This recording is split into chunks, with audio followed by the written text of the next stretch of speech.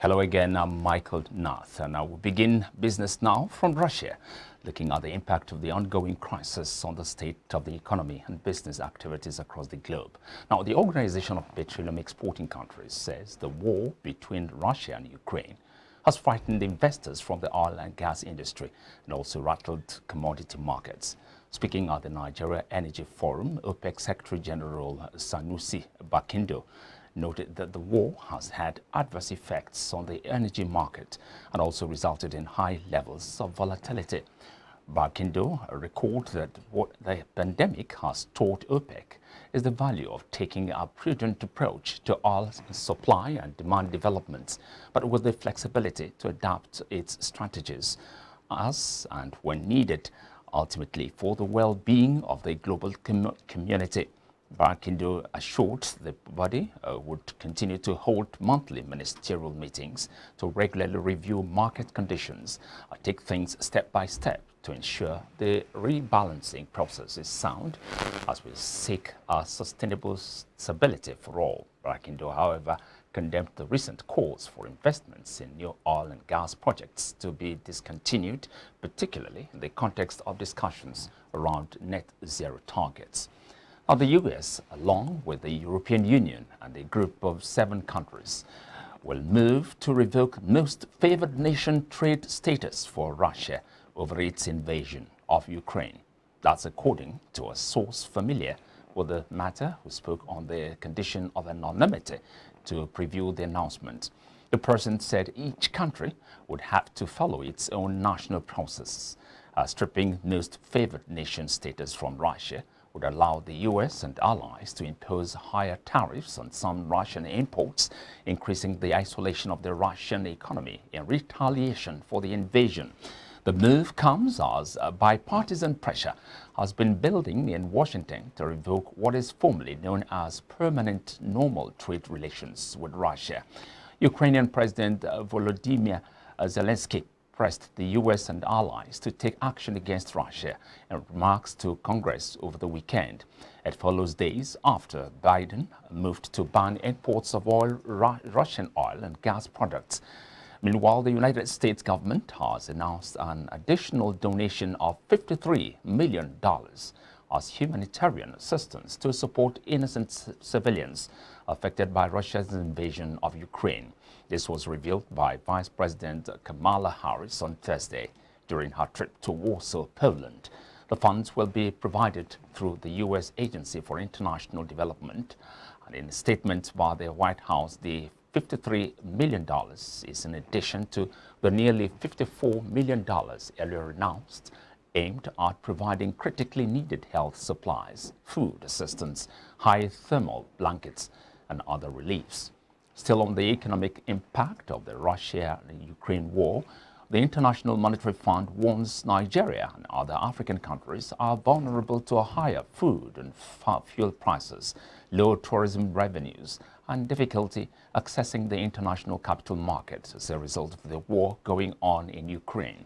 The managing director, IMF, Ms. Kristalina Georgieva, disclosed this after meeting with African ministers of finance, African Central Bank governors, and representatives from the United Nations Economic Commission for Africa to discuss the impact of the crisis in Ukraine. She said, quote, "The war in Ukraine is devastating the lives of millions of people and severely affecting the Ukrainian economy. The war and the unprecedented sanctions imposed on Russia are having far-reaching consequences. They come at a delicate time for Africa, just as the global economy and the continent are beginning to recover from the ravages of the COVID-19 pandemic. This new crisis threatens to undo some of that process." Now, she, however, promised the fund is ready to help any African countries address the repercussions of the war in terms of designing and implementing reforms through its policy advice, capacity development, and lending.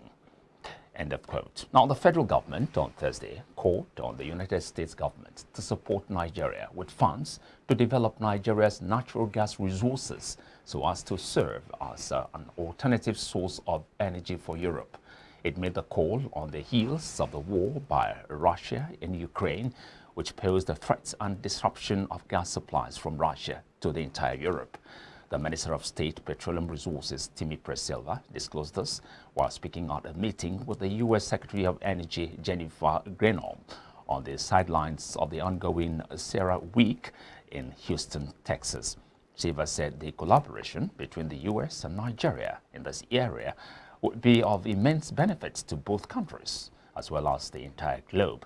He was quoted in a statement issued by his media aide, Horatius Igua, as saying, "It is in the interests of the global community that there is an alternative supply of gas to Europe." Silva therefore called on the U.S. to provide the needed funding for infrastructure for the exploitation of the huge natural gas resource in Nigeria. Africa's richest man, Aliko Dangote, has advised the federal government to place a ban on the exportation of maize. Dangote said the ban has become necessary in order to ensure food security in the country in the face of the ongoing war between Russia and Ukraine, which poses serious challenges for global food supply. This was made known by Dangote while speaking at the 4th annual Nigerian Food Processors and Nutrition Leadership Forum on Thursday in Lagos. The forum was organized by the Aliko Dangote Foundation, the Bill and Melinda Gates Foundation, and TechnoServe under the Strengthening African Processes of Fortified Foods program. Dangote acknowledged that the ongoing war between Russia and Ukraine would lead to scarcity of food, arising from the inability to access fertilizer. Now, similarly, Aliko Dangote said he also has acknowledged the impact of the Russia-Ukraine war would be felt in food production. He said that Russia and Ukraine were the number 1 and 5 in wheat production, accounting for 1/3 of global wheat production, adding that there would be a shortage of wheat, maize, and urea in the global market. Russia and Ukraine produced about 13% of urea, 26% of potash, and one of the largest producers of phosphate globally. Dangote pointed out that its ripple effect will be felt in the next 2 to 3 months in the country. He therefore called on stakeholders to engage with the federal government to come up with likely solutions that would help reduce the impact of the supply chain in the country. Now, Qatar Airways has announced the launch of 4 weekly flights to Kano and 3 weekly flights to Port Harcourt. According to the airline, these flights will connect to both locations through Abuja. In a statement, the airline said Qatar Airways will operate the Malam Aminu Kano International Airport as one of the fastest growing cities in the country and a gateway to Kano's rich historical treasures that have survived millennia. The group chief executive Qatar Airways, Akbar Al-Bakr, said, quote, "This is a defining moment for Qatar Airways, with Nigeria becoming our most connected market in Africa with the launch of our new services to Kano and Port Harcourt," end of quote.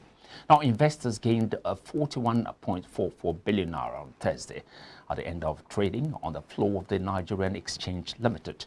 The market capitalization of the equities listed on the NGX rose to 25.52 trillion naira on Thursday from 25.48 trillion naira on Wednesday. The NGX All-Share Index also rose to 47,363.98 basis points from 47,287.09 basis points. 21 companies recorded gains at the end of the trading on Thursday, while 20 companies recorded losses. A total of 261.56 million shares valued at 4.48 billion naira were traded by investors in 4,672 deals.